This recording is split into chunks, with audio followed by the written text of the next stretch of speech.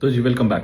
अब हम बात करने वाले हैं हॉस्पिटल बिलिंग कोड्स के बारे में। हॉस्पिटल बिलिंग कोड्स क्या होते हैं कि जब भी हॉस्पिटल में कोई भी पेशेंट जाता है, उसको कोई ना कोई इश्यू होता है, कोई भी बीमारी होती है, तो उसके अगेंस्ट गवर्नमेंट ने कोड्स डिसाइड किए हुए हैं। जो कोड आपके central government health scheme, CGHS, DGEHS, Delhi government वाली ईसीएचएस, ठीक है, इन सब ऐसी वेबसाइट्स पे मिल जाएंगे। आपको अपनी स्टेट की वेबसाइट पे भी आपके डॉक्यूमेंट मिल जाएगा जिसपे आपके कोड्स मेंशन्ड होंगे कि कौन सी बीमारी के अगेंस्ट कौन सा कोड अप्लाई होता है। वही कोड यूज होता है जब हॉस्पिटल आपको बिल देता है, बिलिंग आपकी क्रिएट करता है, उस टाइम पे वो हॉस्पिटल के कोड्स अप्लाई किए जाते हैं, जिन कोड्स की मदद से पता चलता है कि हाँ भी पेशेंट को क्या था, उसके अगेंस्ट उसके कितने रुपए चार्ज होने चाहिए, क्योंकि ये कोड्स चेंज नहीं हो सकते। ये एक डिजीज के लिए फिक्स कर दिया। इसका rate government time to time बदलती रहती है।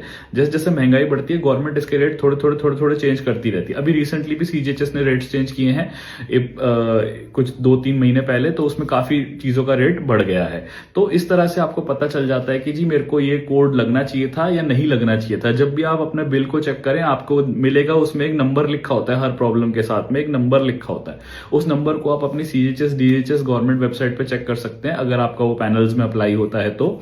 और उसमें आप देख सकते हैं कि आपकी चीज के अगेंस्ट कितना रेट है, उसको आप वहीं पे करेक्ट कर सकते हैं। हो सकता है कि एक्सीडेंटली कोई मिसमैच हो, आपको जो चीज लगी है उसका नहीं लगा हो, किसी और का लग गया हो, या फिर आपका कोई कोड छूट गया हो, लगा नहीं हो, तो आप डॉक्टर को बता सकते हैं। इसका कोड लगना है, इसका रीजन क्या होता है कि अगर ये छूट जाता है और आप बता देते हो, तो इन द फ्यूचर जब उसको हम वापस आपका दोबारा उसके साथ साथ में कोई और सर्जरी या फिर कोई और ट्रीटमेंट उसके साथ साथ चलना है, या फिर फॉलो अप विजिट में आपने आना है और वहां पर वो कोड नहीं है, तो फिर आगे पता नहीं चलेगा कि आपको वो हुआ था कि नहीं हुआ था, तो आपके फॉलो अप्स में दिक्कत आ सकती है।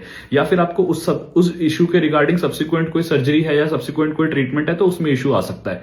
तो आपको इसीलिए उसे करेक्ट कराना है। और अगर आपका ओवर चार्जिंग हो गई है, एक्सीडेंट्स हैपन, गलती से कभी भी कोई कोड टाइप करते हुए लग गया हो या कोई इशू आ गया हो, तो अगर कभी ऐसा हो जाता है तो आप उसको करेक्ट करा सकते हो। आपको पता चल जाएगा कि आपका बिल जो है, सोचो मान लेते हैं 1 लाख का था और आपको कोई कोड था जो 10,000 रुपीज का एक्स्ट्रा लग गया, तो आप 90,000 के बिल पे आ सकते हो। तो ये कुछ चीजें हैं जो आपको पता होनी चाहिए जब भी आप हॉस्पिटल विजिट करते हो। अगले मिलते हैं।